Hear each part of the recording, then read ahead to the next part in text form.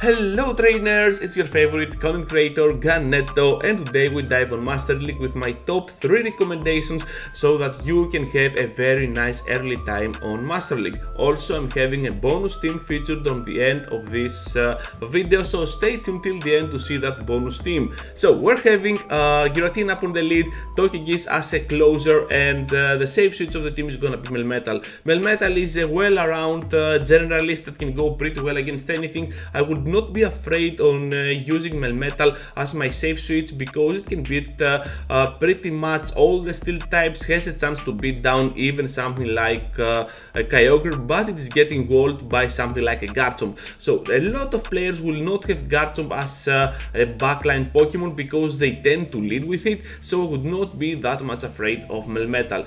Keeping in mind that charm damage is gonna be extremely good against pretty much anything. You are gonna have your closer on the face of Togekiss, and even against something like a Dialga you can still beat it down with a Shield Up. Giratina upon the lead, a pretty solid option, perhaps the best leader on Master League, and this team gets a AAA on anything. So the core breaker of the team is gonna be Zacian, with a huge question mark because it all depends on the moves that it might run. Wild Charge, close combat are gonna be the most threatful options for you, and also play rough for Giratina. So that's all trainers for the first team, and now let's dive into the next one, and we're gonna see together some more exciting teams to use on Master League. Popping into the next one right now, and we're gonna have a Groudon team followed up by Zekrom and Lugia. So this is gonna be kinda a pseudo dragon backline because Lugia is gonna carry the move Dragon Tail, and this is gonna do a lot of damage to all the dragons in the meta.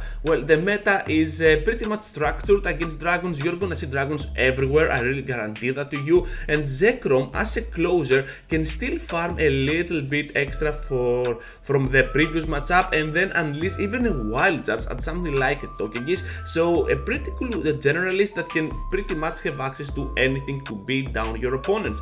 The leader of the team, Groudon, you can also play it with a Dragon Tail, but then you're gonna be something like a triple dragon team, and you do not want that, because something like a Togekiss might be kind of a core breaker for this team, but I would not be that much worried because Groudon with Fire Punches can still stand on its own against Togekiss, and also Lugia I think can take the hits much like something like a Snorlax on Ultra League. You are not gonna regret using Lugia since it is gonna be super bulky. Even Charms cannot beat it down. For Zekrom though, perhaps you want to replace Wild Charge with Outrage, but it's all up to you. I prefer it with Crunch Wild Charge because it gives me more coverage against anything, and also Wild Charge will help a lot against Kyogres, but Outrage is just gonna be a heavy hitting move against those dragon types. The core breaker of the team is not gonna be that Togekiss but Avalanche, because it can simply farm down every single Pokemon from this list. But who plays Avalanche other than I don't know, a spicy YouTuber like Zionic?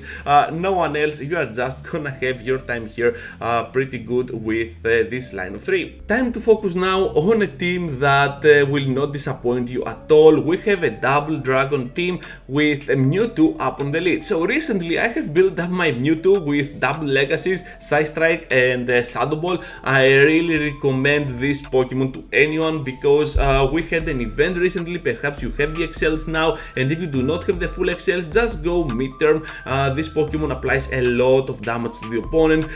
Those damage outputs are gonna be absolutely insane. Also, you have access to Focus Blast if you do not have a second legacy move, you do not want to spend an Elitium, and with Focus Blast you're gonna be just fine, perhaps better than most matchups. But I had a double legacy and I was like, okay, I'm just gonna go for it. I do not have a double legacy on level 40.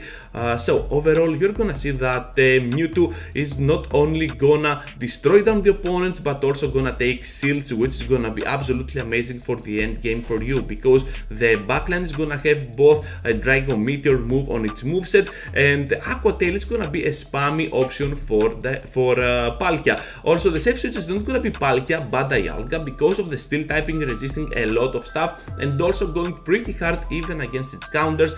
Let's say you encounter something like a Togekiss, you can still threat it down with those Iron Heads and put you in advance. The core breaker of the team though is gonna be Yveltal because you do not have a straight answer to that Pokemon. With double legacy Mewtwo Mewtwo, you are mostly gonna struggle. Even with Focus Blast, you're gonna lose, but it's gonna be a much closer matchup.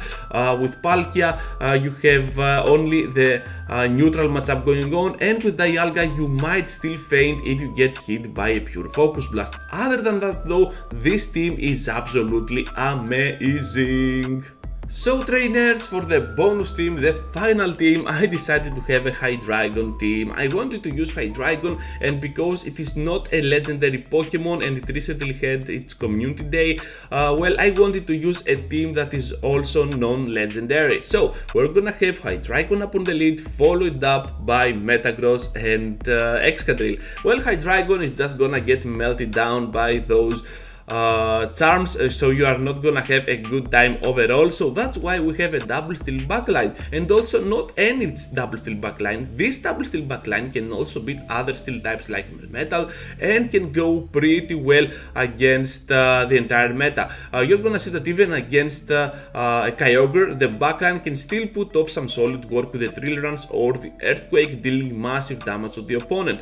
I would not be afraid of seeing anything other than a Dragon Tail Groudon or a Dragon Tail Garchomp, so that is gonna be the core breaker of the team, because Hydreigon is super soft. It is not gonna take the hits that easy. So that's all trainers. I hope that you liked my video today. That was kinda fun for me to make. Also be sure to leave a like before you go, subscribe to the channel if you already haven't, and to be honest, I know that Master League is not gonna be a meta that it is gonna be your favorite, because level 50 mons exist, but guess what?